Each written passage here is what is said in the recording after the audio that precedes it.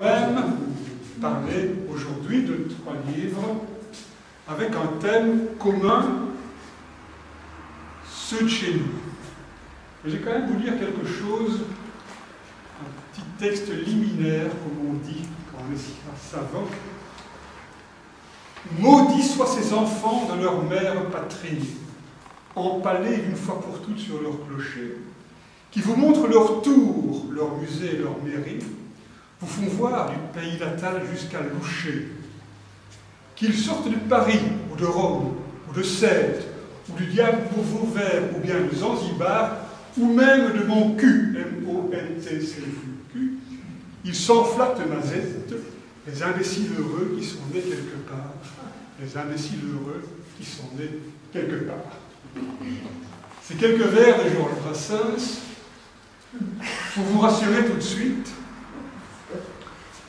ce n'est pas la, pour toujours citer Brassens, la race des chauvins, des porteurs de cocarde, qui va constituer le thème reliant ce soir nos 3 auteurs. Je n'aime pas les imbéciles heureux qui sont nés quelque part et qui s'en vont trop, surtout quand il crie Eigenvolkskerst. C'est un lieu commun que nous sommes tous des descendants d'immigration multiples. Il n'y a pas de population homogène en Europe ni ailleurs, par les États-Unis. Chez nous, les Celtes, les Romains, les Germains, les Bourguignons, les Espagnols, les Autrichiens, les Italiens, les Polonais, les Maghrébins, les Turcs, j'en passe, et peut-être meilleurs, ont brassé leurs gènes et leurs coutumes pour former des entités qui sont partiellement juxtaposées, partiellement superposées, qui constituent vaguement les Belges, les Wallons, les Flamands, les Lorrains, les Picards et les Thibois. Des entités qui recouvrent à la fois des réalités et beaucoup d'illusions. Et ce n'est pas, je crois, Rose-Marie François. Présent. Je ne sais pas comment on pourrait dire, moi, Tiwardo-Picarde, Picardo-Tivoise, ayant bourlingué dans tous les pays du monde et dans toutes les langues du monde, à travers lesquelles elle nous balade. C'est vrai, il s'est trompé. Ce n'est, je pense pas, Gosidar Frédéric, né quelque part sur une île croate, venu tout petit dans sa Serin-la-Rouge, pour repartir sur les océans et revenir enseigner le français aux privaux arrivant à Bruxelles.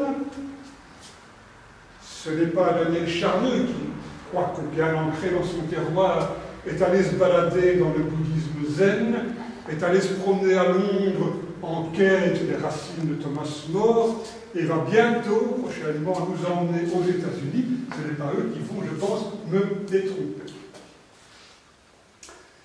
Pour essayer de cerner ceux de chez nous, 3 romans qui, comme d'habitude, sont des drôles de machins. Les romans qui n'en sont pas, ou qui en sont en partie, ou qui je ne sais pas trop. Maman Jeanne, qui est un roman, oui, mais qui est aussi un récit de vie authentique, qui est aussi, je pense, un monologue théâtral, l'auteur nous le dira. Témoignage, en tout cas, du statut de la femme, de la situation de la femme dans nos contrées wallonnes, il y a un siècle environ. Maman Jeanne. La Belle Enceinte, un roman, si roman il y a, un conte mythologique, Jacques de Necker disait une épopée, pourquoi pas, témoignant à la fois du double terreau dans lequel tu t'ancres et de la double langue dans laquelle tu t'ancres également, picarde et flamand, ou tivoise, tu me diras ce que tu en penses tout à l'heure, dans la région, en tout cas limitrophe des pays de langue d'Oil de l'ex-Gaule-Belgique.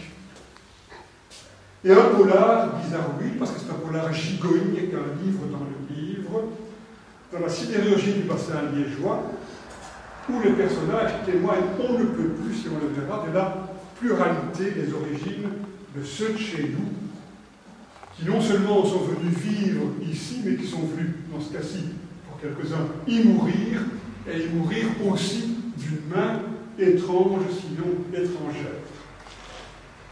3 livres différents, 3 livres excellents,